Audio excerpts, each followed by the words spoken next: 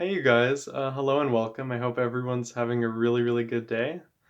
I just wrote my bio final for school and I don't think it went well.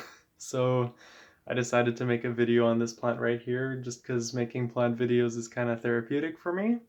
And I'm really quite proud of this one here. So this over here is the Bromeliad, also known as the florist's Bromeliad or the Guzmania.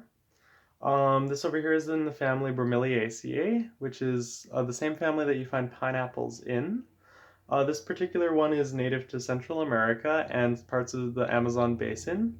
So this here is native to Panama, Costa Rica, lots of parts of Colombia, especially higher altitude places in Colombia, southern Venezuela, the Tepies region of southern Venezuela, the Maracaibo Basin, Guyana, French Guyana, Suriname, and northern Brazil, as well as some of the Caribbean islands to Grenada and St. Vincent and the Grenadines.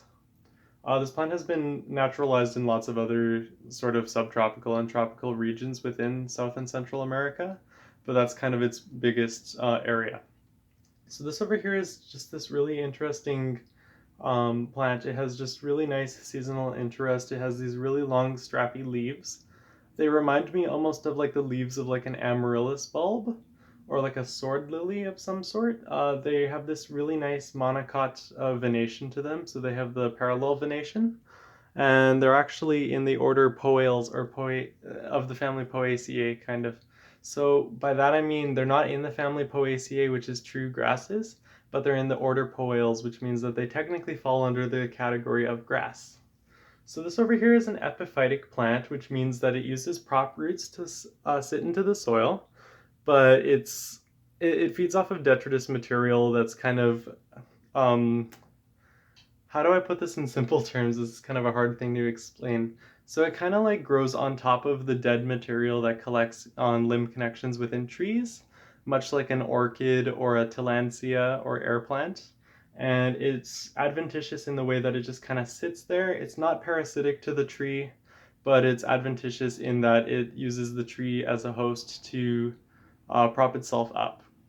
So this plant over here is not in bloom. The guy that I bought this from actually told me that it had a yellow flower to it.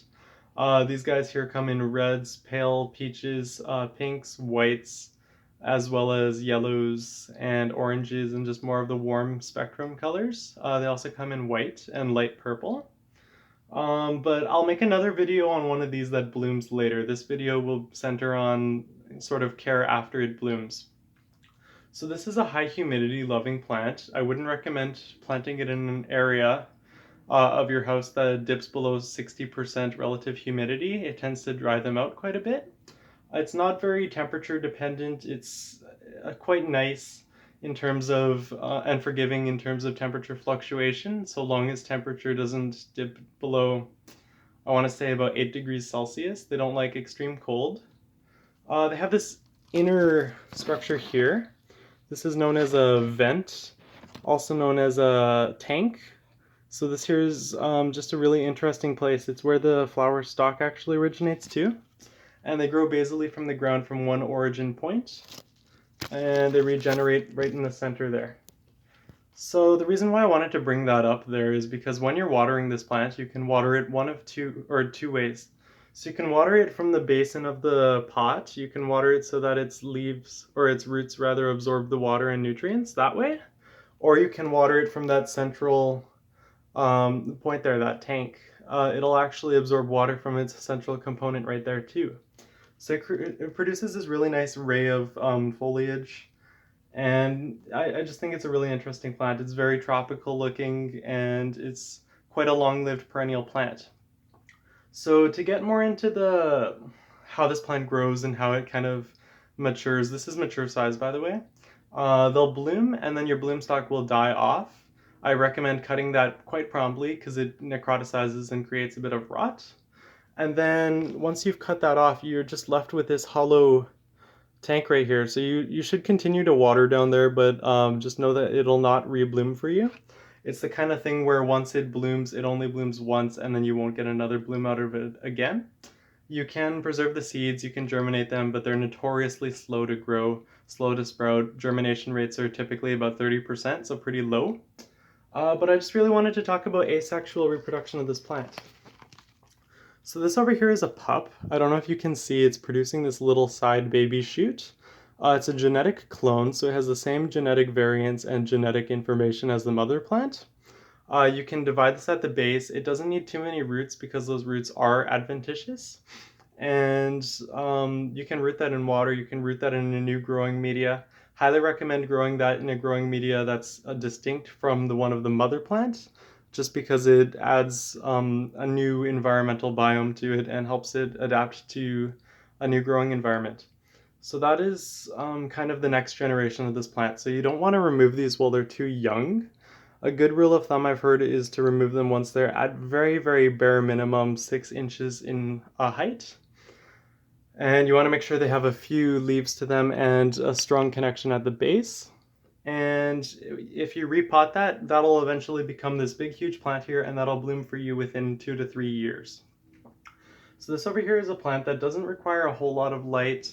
It likes bright, diffused, indirect light, but definitely not light that's too direct. It tends to burn the leaves. If you see a little bit of yellowing, especially after the bloom stalks have faded away right on the bottom, that's just the natural maturation process of this plant, and it's nothing to worry about. That's just basically the plant saying, hey, I'm getting older, I'm coming to the end of my life, I gotta make way for this little baby so it can take my place and form new bloom clusters later on.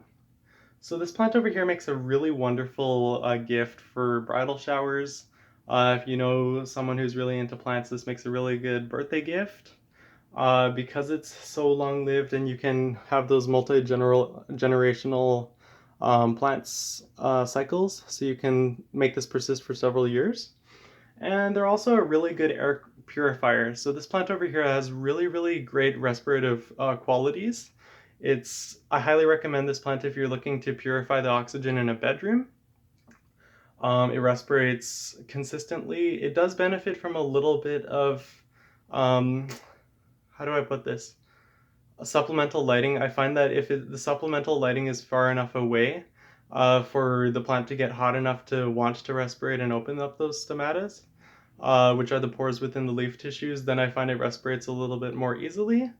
But that's not necessarily a rule of thumb. It's in general, if you just maintain proper cultural practices and help for this plant to grow and succeed, you're going to reap the benefits of the oxygen purification within your airspace. So this plant over here requires pretty good ventilation, though, I will say that. If you live in a place with very few windows that tends to have very stale circulation within the air, this plant tends to suffer as a result of the drop in humidity. So just another thing to mention. And yeah, so it grows basally. I think I mentioned that before. If you get these little pups, you can easily mount them onto like a moss pole or a sphagnum moss or a peat pole, or even a mount like you see in like staghorn ferns and that kind of thing. They tend to really grow off of those, so long as you keep it evenly moist. These plants are relatively drought tolerant once they reach maturity, so this one over here I water once a week. I wait for the soil media to become quite dry.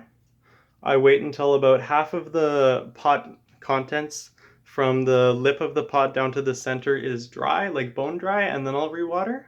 And I water once again from that central cavity right there, and that tends to work quite well. Yeah, so that's just kind of my basics on this really interesting tropical plant. I highly recommend you guys try it out. A lot of times when they grow these commercially, you'll see them in full bloom. They have this really interesting bloom spike with these really showy bracts.